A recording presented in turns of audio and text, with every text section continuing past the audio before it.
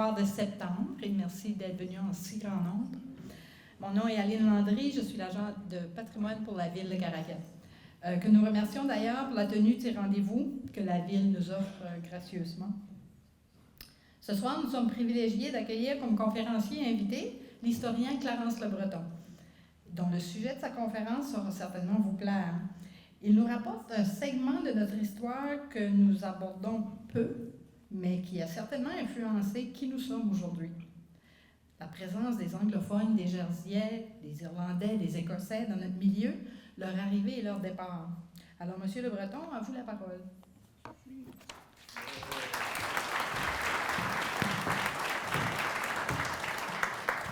Alors, merci Aline, et merci d'être venu à ce rendez-vous d'histoire. Évidemment, ce soir, le sujet, pour les gens de ma génération, nous sommes peut-être la dernière génération qui ont connu, qui ont vécu près de ces familles qui, aujourd'hui, ne sont presque plus parmi nous, à l'exception évidemment, des familles qui sont devenues, par la force des choses, acadiennes, peut-être pas d'origine, mais par rapport, si vous voulez, à la religion, etc. Alors, nous allons, dans un premier temps, faire un constat. Je n'ai pas énuméré, évidemment, tous les noms de famille, mais seulement pour vous donner une idée. Alors, la première fiche que je vous présente, ce sont les familles acadiennes de Caraquette, entre autres.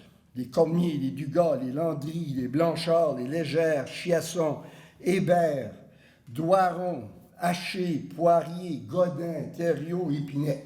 Je ne vais pas me nommer que ceux-là. L'autre catégorie, c'est les gens qui sont venus du Québec s'installer à Caraquette dans les années 1875, 1700, à partir des années 1775 à peu près. Alors vous avez les Chenards, les Morets, les Bouchers, les Jean, les Plourde, les Michon, les Mailloux, les Paulin, les Duguay, les Gauvin, les Ferron, les Lacroix, les Le Breton. Et vous avez des familles qui sont venues de France, okay, qui n'ont pas, si vous voulez, un établissement très prolongé au Québec, qui ont peut-être transité vers le Québec, mais ils viennent de France. C'est les Gionnais, les Lantaignes, les Friolets, les Galiens. Ça, ce sont, si vous voulez, les familles que nous rencontrons en Caraquette, qui sont toujours, évidemment, présentes. Et nous avons les familles jersiaises, okay, les Fiot, okay? Peter Fiot, qu'on appelait Peter Few. Les gens l'appelaient Gros Pouce, parce qu'il était gérant des Romains, puis lorsque la morue était sec, pour vérifier si elle était de qualité, il prenait ses 2 pouces, puis il la ouvrait comme ça. On l'appelait Gros Pouce. De Sainte-Croix, Mourant, Rive, Duval, Lecouteur, Legrand, Le Riche, Delagarde, Civray, Sommany, Alexandre, Dugrichy, Legrelais, Galuchon, Galichan, Hayé, Briand, je pourrais en nommer encore plusieurs, Le Mesurier, Le Bas, tout ça. Là, c'est pas seulement Caraquette, évidemment, c'est Grand-Anse, c'est la Mecque, c'est un peu partout. Les familles dites écossaises, dont la plupart sont de religion presbytérienne. Vous savez, dans la religion protestante, vous avez les méthodistes, les anglicans, les presbytériens, les luthériens. Alors, les presbytériens, je dirais que ce sont peut-être les plus orthodoxes, les plus sévères, si vous voulez. Alors, vous avez les Blackall, les Faulkner, Madame Winnie Albert, l'épouse à John Leblanc, qui est ici ce soir. Sa mère est une Faulkner. McIntosh, Monroe, Nixon, Ross, Taylor, Wilson, Young. Nous avons les familles dites anglaises, okay, qui viennent de Londres. Les Doran, okay, de Chupagan.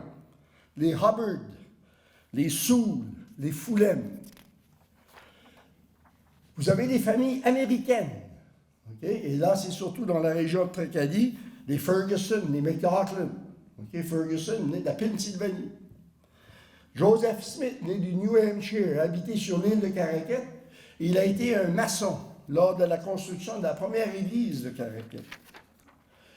Et là, vous avez les familles irlandaises. Et là, nous, on est très près des Irlandais parce que, à cause de la religion, hein, les Irlandais, nous avons les Burbridge, les Coughlin, les Foley, les Forbes, Fitzpatrick, Ryan, Rivers, McInnes, les Finn, McGraw, Herbert, Barry, Glendon, Hayden, Nolan, Cowan, Walsh, et on peut continuer. Mais le sujet qui nous intéresse ce soir, ce sont surtout les familles de langue anglaise. Okay? Ou les familles qui se sont, si vous voulez, comment dire, ont cohabité ou, si vous voulez, se sont mariés, hein, malgré qu'ils sont français d'origine, certains d'entre eux autres, mais à cause de la religion. Alors, on va parler, dans un premier temps, des Jerseyais. Alors, les Jerseyais, comme vous le savez, ils viennent des îles anglo-normandes qu'on appelle les Channel Islands, OK? Et vous voyez, vous avez Jersey, et l'autre, qui est la deuxième plus importante, c'est Guernsey.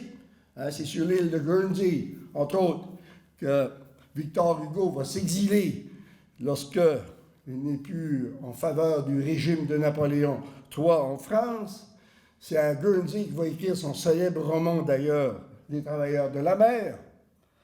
Alors, les premiers qui viennent s'installer, ou qui viennent, si vous voulez, dans la région, pour voir le potentiel de cette région ici, au niveau de pêcherie, une fois que quelques familles acadiennes y arrivent après la déportation, ce sont les Jerseyais.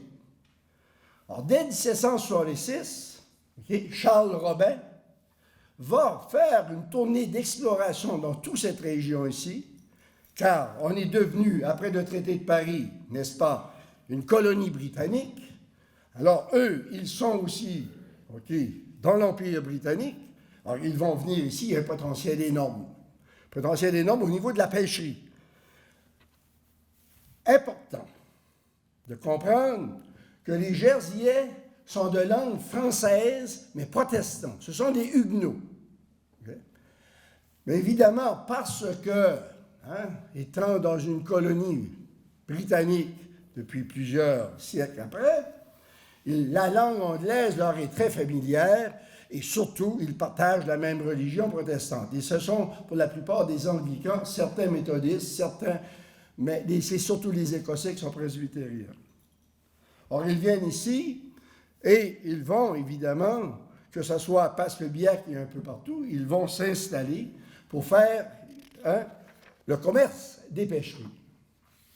Alors, le commerce des pêcheries, évidemment, que les Robins vont instaurer dans la région, qui va être suivi de plusieurs autres compagnies, évidemment, jerseyaises, c'est un système à double monopole. Et ça, c'est très important de comprendre ça. Le Jerseyais qui vient ici, premièrement, il a accès à des capitaux. Il y a une main-d'œuvre, évidemment, qui sont nous, les Acadiens, dans une situation désespérée. Nous ne sommes pas dans des milieux où l'agriculture a un énorme potentiel. La pêcherie a un énorme potentiel, mais il faut des bateaux, etc., etc. Or, les Robins vont voir dans la population acadienne et gaspésienne tout le long du littoral, tout le tour du golfe du Saint-Laurent, voient, n'est-ce pas, l'opportunité de faire un énorme commerce, le commerce du poisson salé surtout, pour les pays catholiques d'Europe et de l'Amérique du Sud. Vous savez, nous sommes des catholiques très peu pratiquants de nos jours. Je regarde Silvio Dugas, je ne l'ai pas vu à la messe depuis 1968. Mais, on se souvient tous, n'est-ce pas, que le vendredi, on ne mange pas de poisson, on ne mange pas de viande. Que les 40 jours du carême, on ne mange pas de viande. Que les 3 semaines de l'Avent, on ne mange pas de viande. Bref, il y a un marché énorme pour le poisson dans ces pays catholiques-là. Et c'est cette raison-là que les Robins vont évidemment développer, n'est-ce pas, la pêcherie ici. Pêcherie axée sur le double monopole. C'est-à-dire qu'ils ont, dans les années fin 18e siècle et une grande partie du 19e siècle, ils ont le contrôle du sel. C'est ça qu'il faut comprendre. Le pêcheur acadien, il peut pêcher tant qu'il veut. Si tu n'as pas de sel, qu'est-ce que tu fais? Tu ne peux pas toute la manger, ce pourvu-là. Hein? Alors ça, c'est une chose qui est très importante à comprendre. La deuxième chose, ils ont les marchés. Alors, le pauvre Acadien qui vient de la Mecque ou qui vient de Caraquette ou qui vient de Bas-Caraquette ou d'ailleurs, avant qu'on ait pu se développer des marchés, ça a pris évidemment l'arrivée des coopératives. Avant ça, ce sont les Robins. Ils ont les goélettes qu'ils vont louer aux pêcheurs. Et évidemment, on pêche pour les Robins. On nous paye pas en sonnant, on nous paye en comptant, en jetant, qu'on échange au magasin des Robins.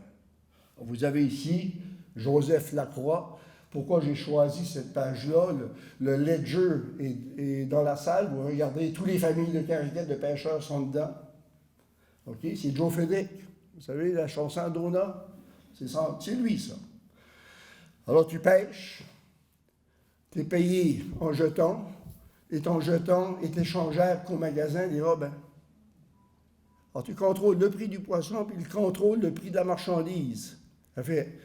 Excusez l'expression, mais t'es fourré des deux bouts.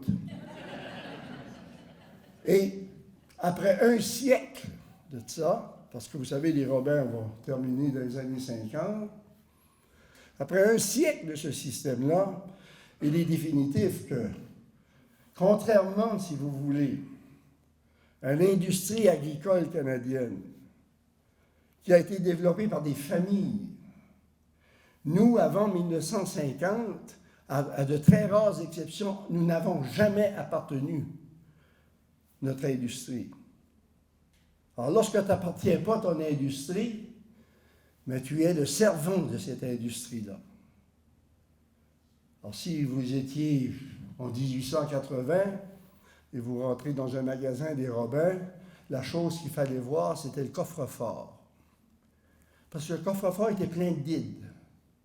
Parce qu'une fois être dans le ledger pendant 4 ans, à un moment donné, tu ne peux plus, comme disaient les vieux, tu ne peux plus râper. Ça fait, Gérard dit, apporte dans la dide. Ça veut dire que tu donnais ton bien en garantie, et là, il t'avait pour le reste. Pour sortir de là, qu'est-ce qu'on fait? À 12 ans, on sort le petit gars de l'école, mais on en peine sur la goélette. Alors, ça fait un système, évidemment, de servage assez important. Une autre, la famille, une des familles importantes à Caraquette, c'est Philip Reeve. Alors, il est là, Philip Reeve. Alors, Philip Reeve arrive ici à la solde d'une compagnie, comme employé d'une compagnie, il est les Frowing.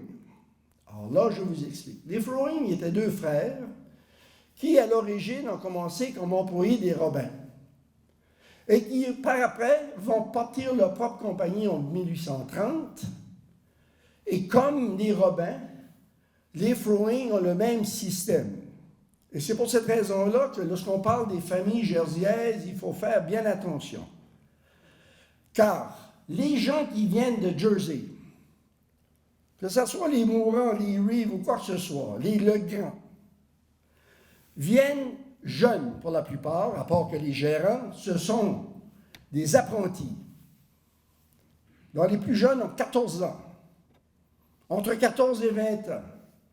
En bas de 18 ans, il faut que les parents signent un contrat comme quoi l'enfant peut s'en aller au Canada. Or, ce sont des garçons, que des garçons, qui viennent comme apprentis. Et le contrat, moi j'ai vu le contrat à Walter Legrand. Okay, il avait 17 ans lorsqu'il arrive à Passepébiac. Ses parents ont signé pour 5 ans. Levé à 5 heures du matin, le travail finit à 8 heures le soir, 6 jours par semaine. Okay? Interdiction de fréquenter la gente féminine locale. Ils sont très renfermés sur eux. Okay? Alors, Reeve va être un de ceux-là. C'est-à-dire un jeune apprenti qui vient pour la compagnie Frowing, qui par après passe sa propre compagnie, qui va être très, évidemment, il va être un businessman assez important, n'est-ce pas? Et son épouse est Catherine Dwyer. Très intéressant. Catherine Dwyer, si vous vous en souvenez de l'affaire de l'émeute des écoles de Caraquet, elle vient de Richibouctou. C'est une catholique. Reeve est anglican. Et c'est elle qu'on fait venir comme institutrice à Caraquet en 1875 lors des troupes scolaires. OK? Alors, Catherine Dwyer va marier, 2 ans après, elle va marier Philip Reeve. Avec cette différence, comparativement aux catholiques, c'est que beaucoup de ces familles, parce que les garçons, n'est-ce pas, viennent seuls, il n'y a pas de femmes jerseyaises beaucoup alentour, la plupart du temps, ils vont marier des anglophones, soit des Irlandais, et l'arrangement est le suivant. Les enfants seront, les mâles, élevés dans la religion du père et les filles dans la religion de la mère. Alors, dans le lobby, ici, je remercie Sylvain du musée, il a amené ce soir en exposition le certificat de baptême de Joséphine Reeve, OK, 1893, je pense.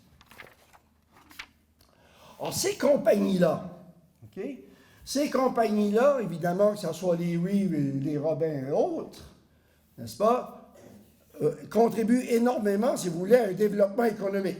On ne va pas tomber dans l'histoire de l'exploitation du pauvre Acadien ou quoi que ce soit. Ce sont des entrepreneurs. Et le mot est très important. Il y a 2 mots dans entrepreneur, entre puis preneur. Okay? Ce sont des entrepreneurs qui vont construire hangars, goélettes, quais, débarcadères. Et dans le cas des Reeve, ils vont construire évidemment l'hôtel qui est le Seagull Inn, où est Home Hardware aujourd'hui. Okay? Qui a été détruit au début des années 60 pour faire place à la maison de M. Jean-Paul Lantaigne. Le magasin des Reeve, okay, juste en face de chez Home Hardware, Jean-Paul Junior à sa maison, là, avec des appartements, c'est là. Okay, vous voyez le bâtiment. Autre famille, autre compagnie, les Frowing. Les Frowing sont intéressants, comme je vous le dis.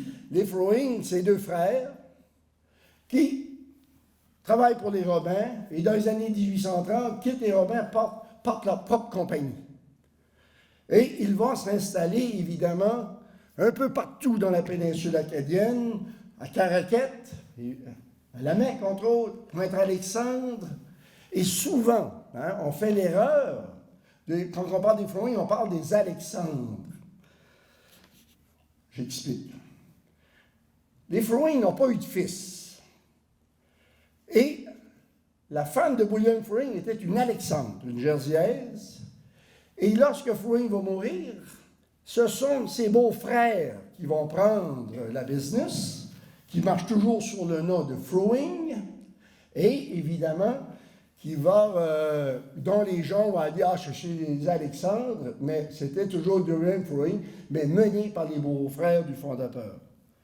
Ici, nous avons Nicolas de Sainte-Croix, qu'on appelait Nic de Sainte-Croix. OK? Il faut comprendre que ces gens-là se marient entre eux autres. OK? Il est marié. Il est marié à Mabel Blackhall, la fille à Richard Blackhall, qui est le frère à James Blackhall. OK? Nic de Sainte-Croix. OK?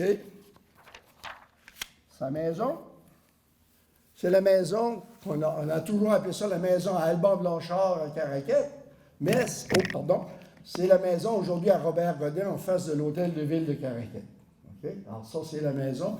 Et les Anglais donnaient des noms à leur maison. On appelait ça Lila House, okay? La maison des Lilas. Okay? Le magasin des Frowing, okay, qui était juste à côté de la maison, où il y a un parterre entre la maison et le presbytère. Et aujourd'hui, ce bâtiment-là, qui est devenu la première fédération des caisses populaires acadiennes, et aujourd'hui, il est devenu une boutique souvenir dont il y a des grandes ventes, là, ventes de fermeture pour l'hiver. J'ai vu ça dans les fenêtres aujourd'hui. Les Frowing, comme je vous le disais, ils sont aussi À la Mecque, le bâtiment là-bas au fond, là, je suis équipé à ça, voilà. Ça ressemble au magasin Mayotte, hein, n'est-ce pas? Alors, c'est le magasin des Froing. Alors, les Froing ont eu beaucoup de difficultés. Ils vont faire banqueroute en 1874, ils vont se relever, ils vont faire banqueroute en 1917, ils vont être achetés par les Robin Jones and Whitman, mais ils vont toujours continuer sur le nom de Froing pareil. Alors évidemment, dans toutes ces grandes compagnies-là, la plus célèbre, c'est les Robins. Alors les Robins, évidemment, viennent s'installer à Caraquette d'une façon permanente, malgré qu'ils avaient des agents à Caraquette et des acheteurs de poissons pour eux bien avant. En 1837, ils s'implantent à Caraquette. Alors ça, c'est la maison des Robins, où est l'hôpital aujourd'hui. Okay? Devant la maison, vous avez Peter Few, okay, qui est Fiat, F-I-O-T-T, avec sa femme, qui est Lily Blackhall, la fille à James Blackhall. Vous voyez encore une fois, ça se marie entre eux autres. Okay? Alors, c'est une très belle maison. Vous voyez ici la jardinière. À l'arrière, vous avez l'écurie. Et j'attire votre attention ici. Vous voyez comme un chiffon, là? C'est une énorme galerie. Moi, j'ai été dans cette maison-là lorsque Walter Legrand, le dernier gérant, en vivait et il l'habitait. Ce sont des toiles. Lorsqu'il fait soleil, on tirait des toiles pour être à l'abri. Alors ça, c'est la maison, évidemment, des Robins. Suivant. Ça, c'est la même maison. Alors là, si on prendrait l'allée aujourd'hui, on rentre carré dans la porte de l'hôpital. C'était une très belle allée, c'était très, très beau. Oui. Les Robins, évidemment, avaient une installation à Caraquette incroyable, qu'on appelait Fishing Room. Ils avaient 28 bâtiments, entre autres, dont, évidemment, la boîte théâtre, qui est là-bas, là. Alors, ils avaient 28 bâtiments, entre autres, et là, celle-là, c'était ce qu'ils appelaient la cookhouse. Alors, toutes ces compagnies-là, évidemment, ont des installations assez élaborées. Alors, les Robins, comme vous le savez, vont aussi avoir des difficultés. En 1886, les banques jerseyaises vont faire banqueroute. Et les Robins se voient, évidemment, en très mauvaise position. Et en 1910, ils font banqueroute à nouveau. Et ils vont être achetés par Jones and Whitman de Halifax, qui va devenir Robin Jones and Whitman. Et ça, c'est le magasin où est IGA aujourd'hui. C'était toute une pièce. Hein? Ça a été acheté par Blaise Duguay en 1955. Et l'étage supérieur a été pendant quelques années la salle de danse de Caraquette. Alors, les anglophones, évidemment, au niveau économique, il faut comprendre que la présence jerseyaise, très tôt dans le milieu, avec leur système, avec la pêcherie, etc., ont un pouvoir très important. Mais les Robins ne sont pas dans la politique. Ils comprennent qu'ils sont des protestants, ils comprennent leur champ d'activité et ils vont laisser la politique à un autre groupe d'anglophones, les Irlandais. Alors, vous voyez ici Timothy Anglin. Timothy Anglin est le propriétaire du journal à Saint-Jean qui s'appelle le Morning Freeman, irlandais, mur à mur. Habite Saint-Jean, mais va devenir le premier député d'Acadie Bathurst, qui à l'époque s'appelait le comté de Gloucester. Or, il sera notre député pendant 8 ans, n'est-ce pas? Tout en étant à Saint-Jean, Nouveau-Brunswick, tout en ayant un journal au Nouveau-Brunswick. Parce qu'il faut se comprendre qu'un Irlandais catholique, ça parle anglais, c'est smart, c'est éduqué. Nous, les catholiques français, on vote pour ça. Bon. Comme qu'on a voté pour Dysart, puis on a voté pour McNair, puis on peut continuer pendant longtemps. Son successeur, Kennedy Burns, Irlandais de Bathurst, le fondateur du Caraquette Railway, qu'on va appeler le Caraquette Flyer. Alors, Kennedy Burns, évidemment, va être un personnage très important dans la région. Il est celui qui va être le grand promoteur pour la construction d'un chemin de fer de Gloucester Junction à Sheboygan. Puis après ça, on va fonder une deuxième compagnie qui va s'appeler la Gulf Shore Railway de Inkerman à Tracadie, qui va s'appeler enfin la Caraquette and Gulf Shore Railway, qui dès la première journée que le train va naviguer, dès les premiers mois, la première journée qu'on va mettre le train en marche, un homme va être tué, un gars de Caraquette, le boutillier. Il va tomber en bas du train, le train va passer dessus. Au mois de décembre de la même année, le train va dérailler, il va tomber en bas du pont de la Petite Rivière. On va avoir 5 morts et des blessés. Et après 2-3 années, le train banqueroute. Et à partir de 1907, le Caraquette and Gulf Shore Railway, qui n'a jamais fait ses frais, est mené par un trust de Toronto. Et là, tout le monde crie, parce que vous savez, le train, c'était la poste. Aujourd'hui, la poste, vous vous en souvenez quand on était petit, le monde attendait la poste. Moi, je m'en souviens, on allait au bureau de poste, puis Philippe doit être là, il dit « La malle n'est pas faite. La malle n'est pas arrivée. Okay? » Bon, imaginez-vous qu'à l'époque, tu attendais le train. Si le train ne descendait pas l'hiver, il n'avait plus de poste. Et les gens ont venu jusqu'à temps que le gouvernement fédéral s'est décidé, en fondant évidemment une corporation, ça va s'appeler le Canadien national, qui va acheter des centaines et des centaines de petites compagnies pour ça, pour devenir le Canadien national. On continue. Alors, on peut comprendre que les Jersiais viennent suite à l'exploration, entre autres, de Charles Robin dès 1766, parce qu'il y a une énorme industrie, un énorme potentiel qui est la pêcherie. Mais qu'est-ce qui est important aussi de comprendre, c'est que vous avez parallèlement à ce mouvement de pêche, vous avez un mouvement d'anglophones, cette fois, qui ne sont pas jersiais, qui viennent, n'est-ce pas, qui viennent pour être fonctionnaires. Et ceux, ce sont les vrais entrepreneurs. Les deux mots, entrepreneur. Et le cas de John Doran à Sheboygan est exceptionnel. En 1835, John Doran est juge de paix, syndic scolaire, inspecteur des bouées et des phares, inspecteur sanitaire, inspecteur de la voirie, père des pauvres, dépositaire des postes, c'est-à-dire que c'est lui qui run la malle, gardien du port, maître du havre, inspecteur du bois, commissaire des naufrages. Et si vous avez lu notre livre à Fidèle et à moi, je pense qu'il a roulé dans la farine les gens qui avaient sauvé ces bateaux-là à l'île, et représentant de la compagnie Lloyd's de Londres et douanier. À l'époque, un douanier, ça s'appelle un tide waiter. Pourquoi? Parce que le douanier, à l'époque, a aussi la responsabilité d'inspecter les bateaux, parce qu'il y a jamais de la maladie ou quoi que ce soit.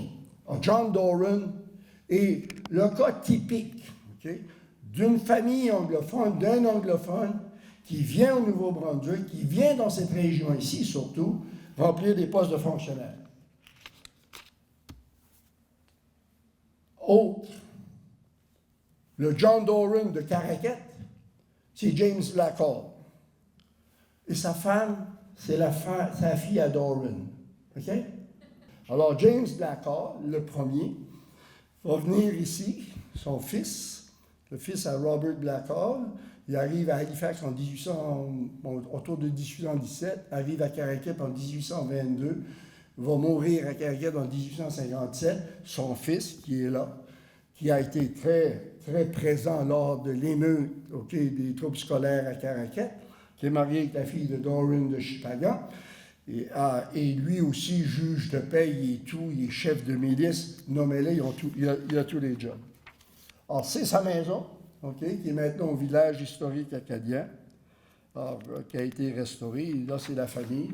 Vous savez, les Blackall, ils ont quitté après 1910, ils ne sont plus à Caraquette.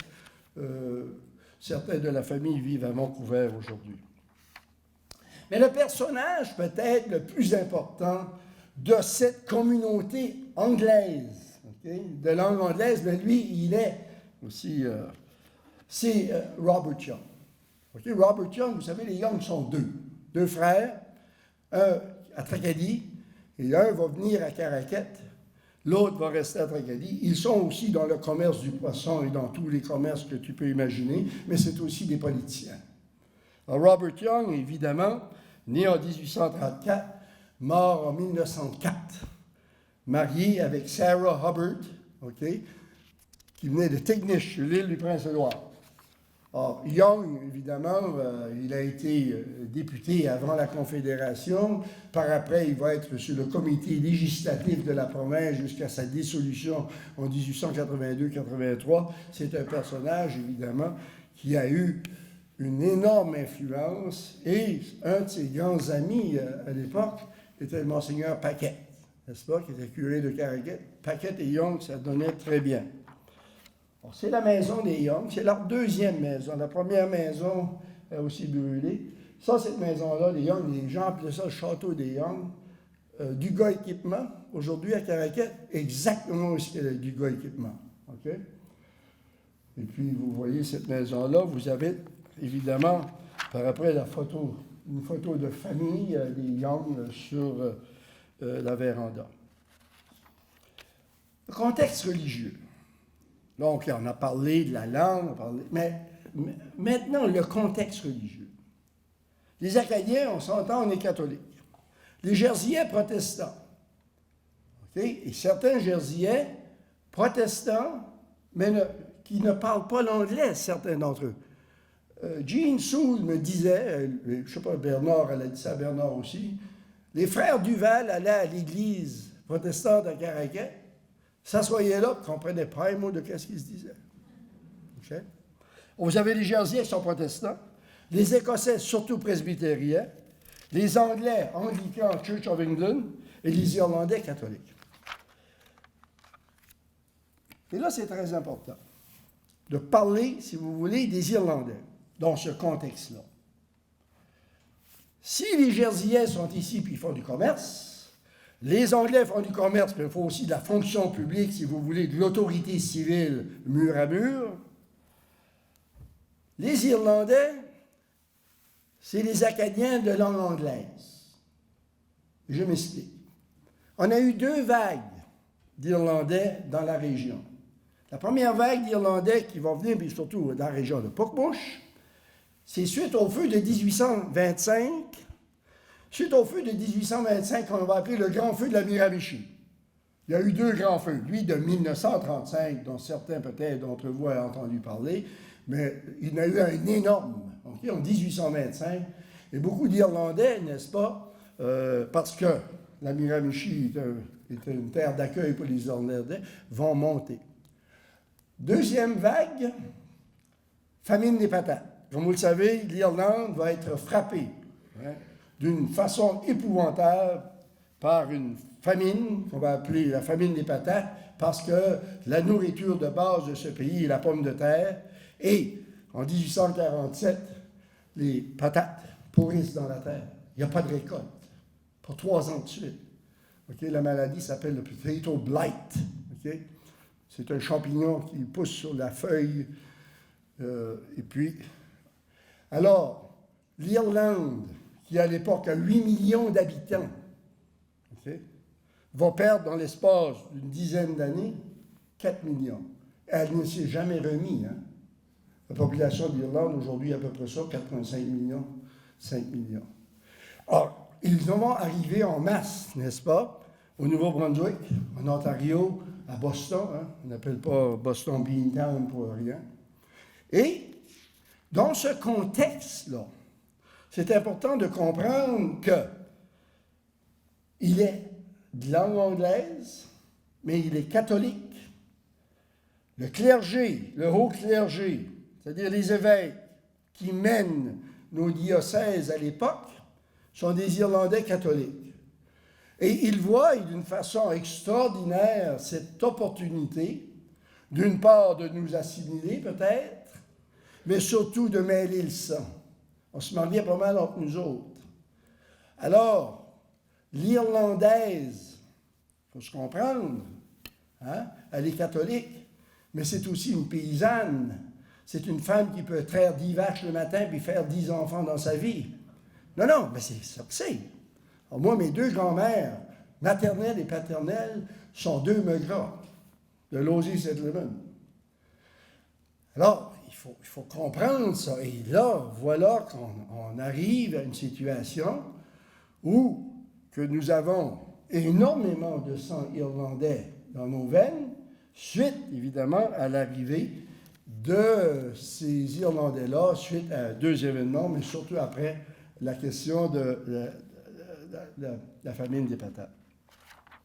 À Caraquet, nous avons eu les Ryan, hein, la tannerie Ryan. Ici, vous avez les Fitzpatrick. Les Fitzpatrick, qui étaient évidemment dans le centre-ville où vous avez CL-Como aujourd'hui, n'est-ce pas? Alors, c'est Fitzpatrick et sa femme. Vous avez des bâtiments qui ont appartenu à cette tannerie-là à l'époque. OK? Et il faut comprendre que cette présence irlandaise-là, cette présence irlandaise, évidemment, qui se manifeste par rapport à la religion, va être, si vous voulez, mis, entre guillemets, d'une façon assez importante, lorsque, en 1903, Monseigneur Barry, qui est de Puckmush, devient l'évêque. Il faut comprendre que depuis 1890, les évêques et les Acadiens, dont les conventions nationales des Acadiens, veulent un évêque acadien. Parce que les évêques irlandais ne sont pas trop friands, n'est-ce pas, de nous voir bâtir des collèges, etc., etc.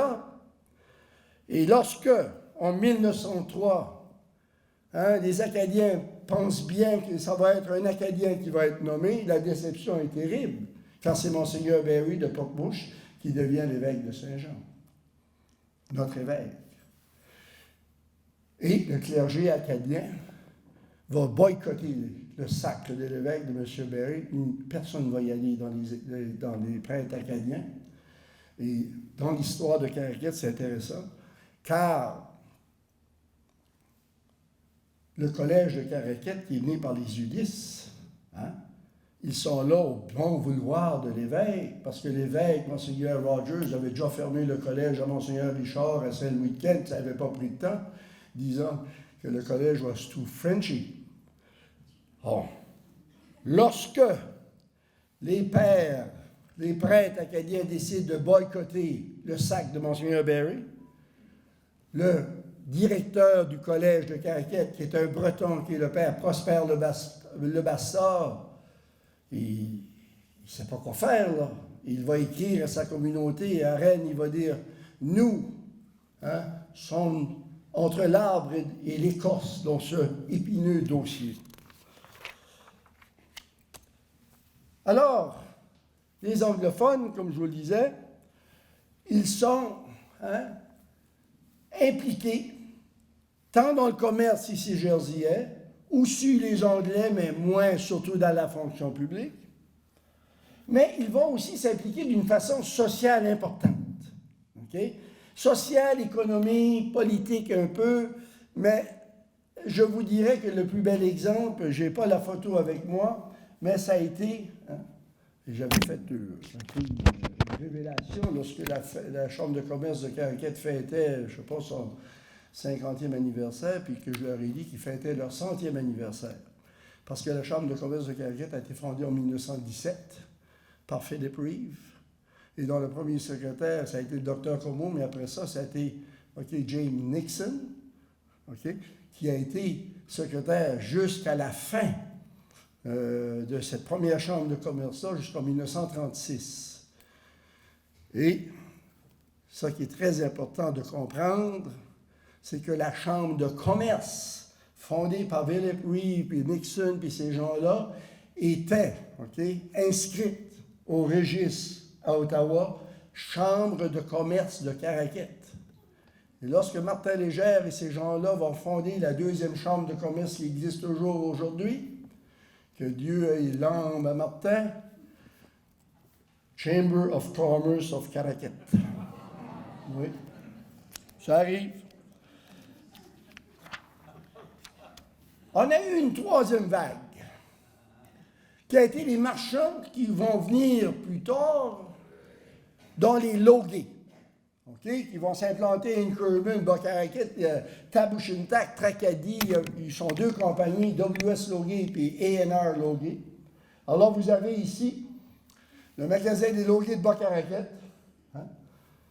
Qu'est-ce qui est intéressant? Lorsque les Froing vont être en difficulté financière, Nick de Sainte-Croix, qui était le gérant des Froing que je vous ai montré tout à l'heure, va perdre son emploi, va s'en aller et revient en 1917 pour être le gérant des Froing à Bocarakit. OK? Parce que c'est tout du monde qui se connaît et qui trafique ensemble. Il faut comprendre ça. La dernière vague. Et ça, c'est intéressant. J'y travaille beaucoup. J'espère un jour que vous pourrez venir. Mais c'est les compagnies américaines et dont la plus célèbre ici a été la Gorton Pugh. OK? C'est la plus vieille compagnie de poissons en Amérique, toujours existante. Fondée par les Pugh en 18... C'est deux familles, les Pugh et les Gorton. Fondée en 1847.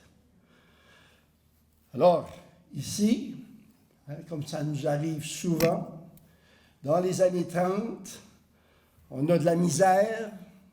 Le clergé a décidé à partir des années 31-32 que pour nous sauver, que la colonisation à la Curie-Labelle serait peut-être la solution.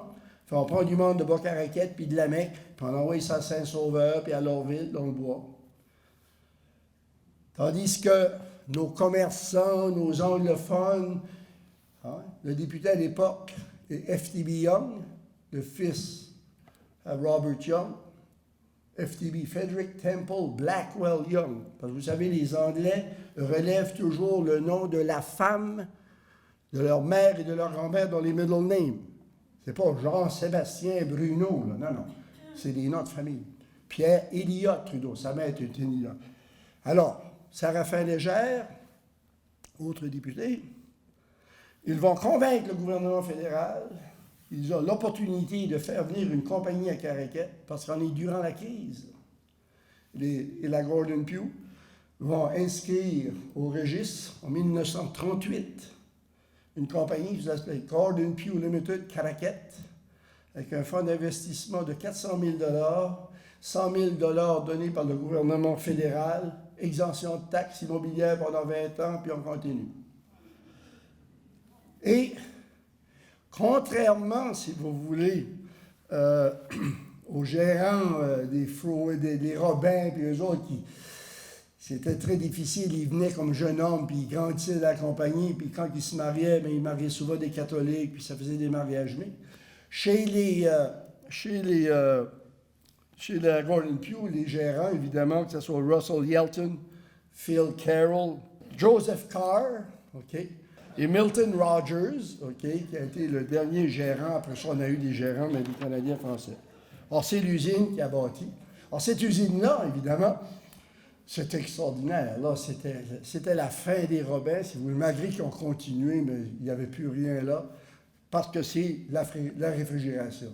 L'Église protestante, c'est intéressant, et pourquoi est-ce que je le mets un petit peu en retrait, parce que j'ai parlé de la religion tout à l'heure, c'est que les anglophones, protestants, qui ont vécu à Caraquet ou qui sont nés à Caraquet, viennent se faire enterrer à Caraquet. Malgré qu'ils sont partis depuis les 30, 40 ans, à tous les étés, on voit évidemment une cérémonie où les cendres, de ces personnes-là, va venir.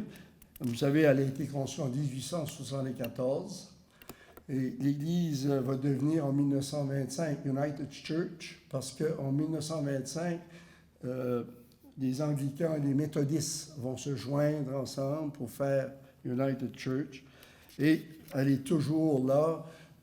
Bernard et moi-même, fidèles, on avait fait une petite brochure quelques années passées. Et vous avez évidemment, ici, je vous montre, la pierre de tombe de Walter le Grand. Walter le Grand. J'ai assisté à ses funérailles ici. Ces funérailles ici, les funérailles d'Albert Sewell. OK, qui allait à l'école avec ma mère, Soulville, à Bas-Caraquette. Nord-Office, c'est là qu'il demeurait. OK. Ah, il a été les funérailles en 2013. Et vous savez, c'est des presbytériens d'origine, mais c'est pas comme nous, hein? Tout se passe dans le cimetière. Il y a à l'église la lecture de 2, 3, quelques chants, mais tout l'eulogie et tout ça se fait, comme dirait maman, à côté du trou. OK? Quand il fait soleil, c'est beau, mais quand il pleut puis il y a un vent du nord-est, ça fait penser des films qu'on voit des fois. C'est assez lugubre. Mais pourquoi est-ce que j'ai pris celle-là, entre autres? C'est le lot des sous, il y a plusieurs petites tombes, mais Albert, vous voyez là, ceci, c'est un franc-maçon. OK? Alors, c'est quelque chose. Ça aussi, c'est un côté un peu caché de leur histoire. Toujours dans le côté religieux. Alors, je vous ai dit ceci. Je vous ai dit que la plupart des Jerseyais qui venaient comme jeunes apprentis, ils ont 15, 16, 17 ans. Évidemment, ils n'ont pas le droit de fréquenter.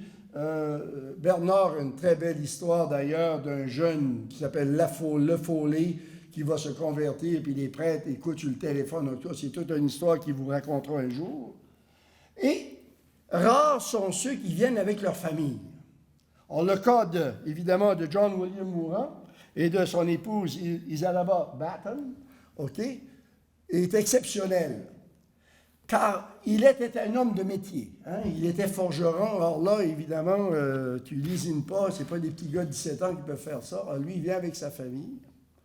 Et, comme beaucoup d'eux, okay, ceux qui vont rester parmi nous, ils vont se convertir. Et vous savez, pour ces gens-là, se convertir, c'était une terrible décision. Lorsque les Reeves, par exemple, vont décider que les filles, Philippe Reeve va s'entendre avec la Dwyer, sa femme, que les filles sont catholiques, puis finalement, Philippe, son fils, va l'être aussi. Moi, je me souviens de Freddie Young qui disait « The Reeve, bunch of fools », OK? Parce qu'ils n'aimaient pas ça. Alors, John Mourant, sa femme et ses enfants vont se convertir. Et ça fait de grand bruit. Hein? Okay?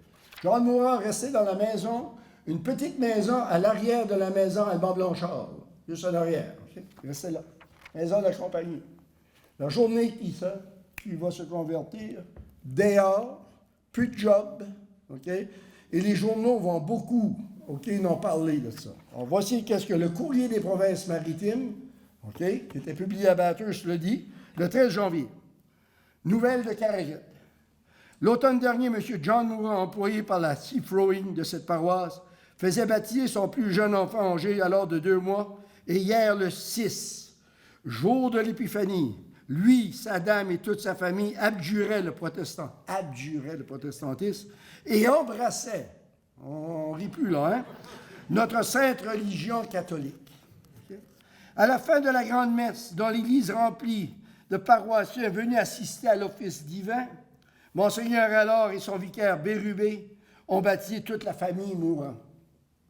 La famille Mourant se compose de M. Mourant, de sa dame et de ses 7 enfants, dont 4 sur le baptême des adultes, avec leur père et leur mère. Écoutez, ça, c'est encore mieux. Le plus jeune avait déjà été reçu le baptême, et les 2 autres sur le baptême des enfants à la sacristie, après le baptême des adultes. Ce fut une fête à Caraquette avec un souper chez Placide Cormier. Placide Cormier, c'est exactement où était le double D aujourd'hui. Okay? Contribution. OK? Des Jerseyais.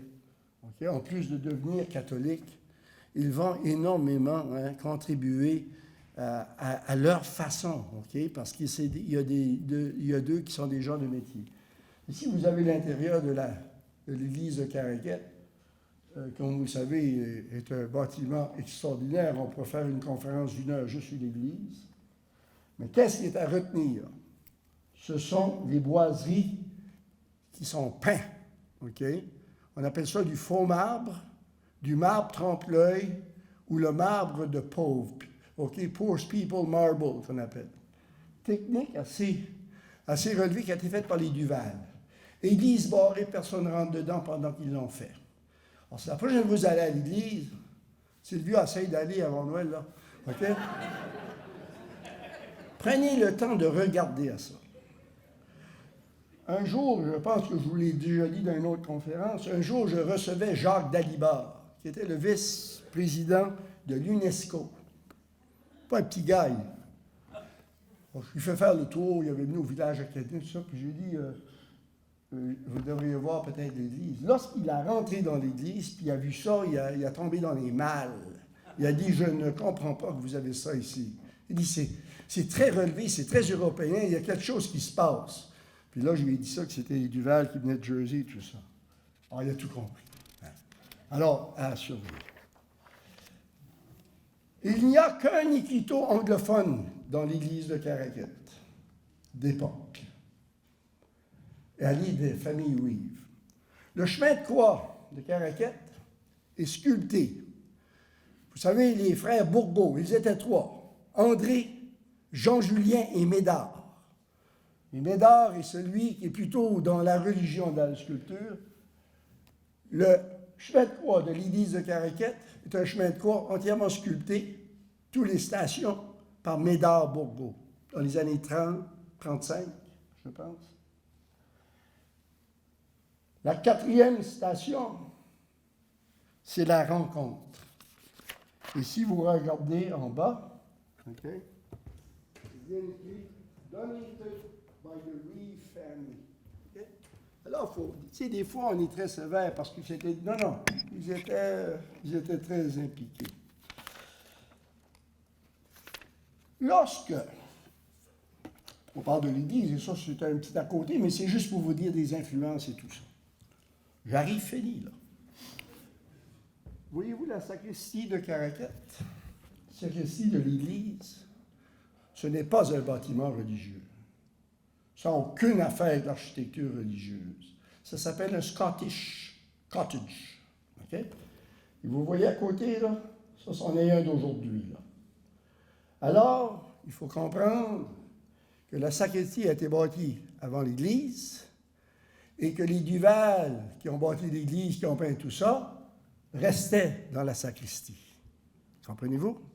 Alors, il faut comprendre que là, il y avait une cheminée, là, OK?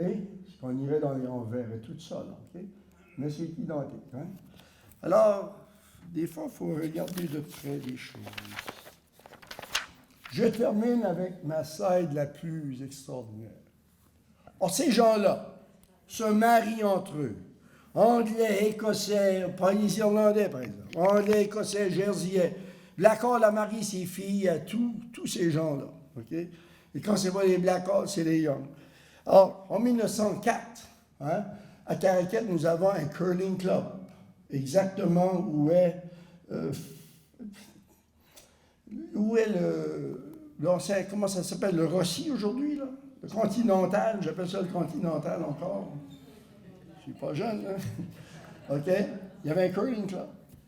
Il y avait un tennis club en 1904. Et vous avez, là, dans l'ordre, Neil Young, Nick de Sainte-Croix, qui est le gérant, hein, des choses, Haggie Hubbard, OK? Belle Young, Colson Hubbard. Colson Hubbard, comme vous savez, sa tante était la femme à Robert Young, Sarah Young, OK? Bruce Simmons, Robert, Marie-Estelle Reeve, Mabel Blackall, Lily Fiott, qui était une Blackall, mais qui était mariée avec Gros Pouce Peter Fiott, OK? Frank Rumrell, qui travaillait pour les Froing, Josephine Reeve, la fille à Joseph Reeve, Annie Blackall, Rupert Reeve et Belle Lynch. Rupert Reeve était le garçon à Philip Reeve. Va graduer à Saint-Joseph, collège Saint-Joseph. C'est un anglophone, là. On se comprend. Ça parle français, mais ils font partie, si vous voulez, de la communauté anglophone.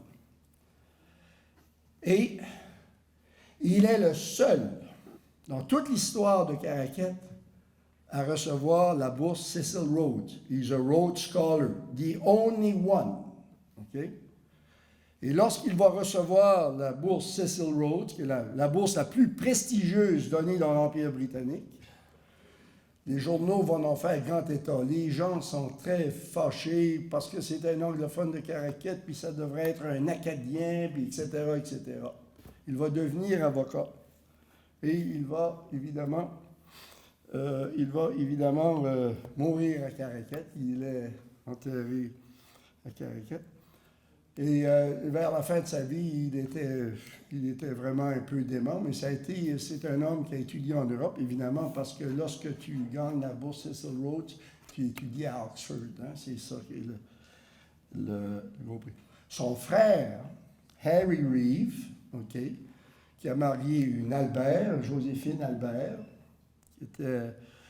qui a été évidemment, qui était une infirmière, et moi j'ai connu Mme Joséphine Albert parce qu'elle était infirmière à l'infirmerie de la Gorton Pew, avec Mme Matterson, À Caraquet, il n'y avait pas d'hôpital. Ça fait quand on se coupait en haut de l'œil, ou qu'on s'arrachait, je ne sais pas trop quoi, on allait à l'infirmerie de la Gorton Pew, puis Mme Reeve nous cousait, puis let's go, on continue à jouer. Alors, Harry Reeve, était un représentant de commerce pour une compagnie de Saint-Jean. Si ce n'est pas Barbeau ou quelque chose du genre, je suis un peu surpris. Mais il était aussi un poète. Et en 1946, il va écrire un recueil de poètes, dont j'en ai une copie chez nous, une poésie d'une richesse incroyable. Et vous savez, à Caraquet, dans la légende, pas dans la légende, mais dans le langage populaire, lorsqu'on arrive à la fin de la vie, jusqu'à le ruisseau Isabelle, on appelle ça l'anse des voleurs. Or, Harry Reeve, dans un de ses poèmes, le poème s'intitule Robber's Cove, l'anse des voleurs. C'est magnifique comme écriture. Alors, voilà. Je termine avec cette très belle photo.